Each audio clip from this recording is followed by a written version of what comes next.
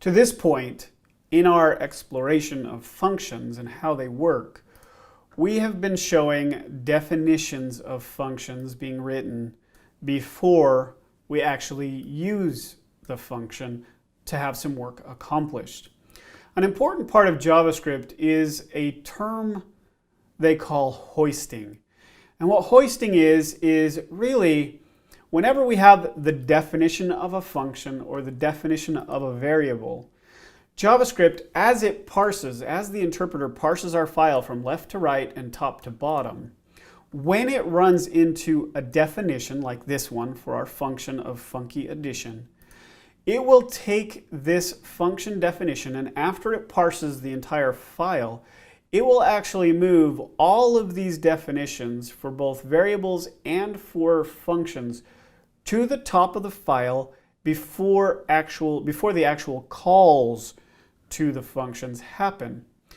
Why this is important and what this does for you as a developer is it provides all of the definitions of your functions and your variables at the top of your scope and allows you to write your code and have that code executed knowing that those definitions of both functions and variables are available for use, just in case your code gets mixed up in your file.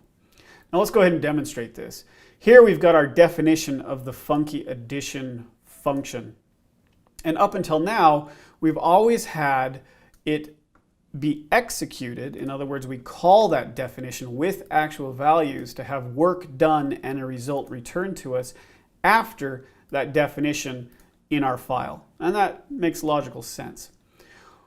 What hoisting does is if for some reason, let's go ahead and cut this first call to that function out.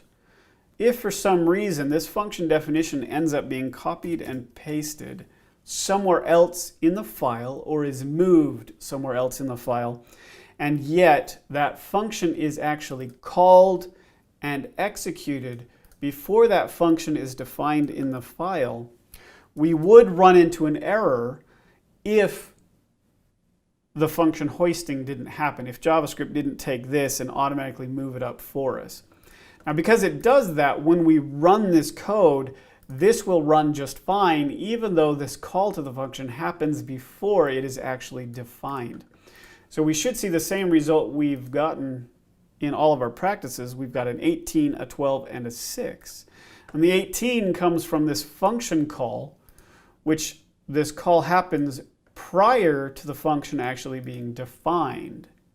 If we didn't have function and variable hoisting, we would see an error right here as the definition does not exist before it is called.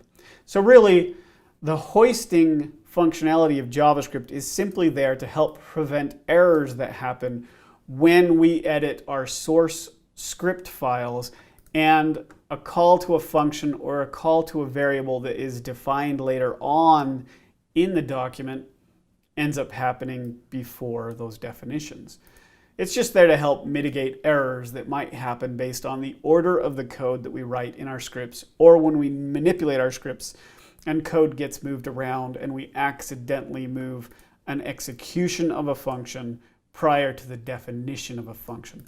Really, you can get a lot deeper into hoisting and the nuances involved in hoisting, but that is the basic definition of function and variable hoisting in JavaScript.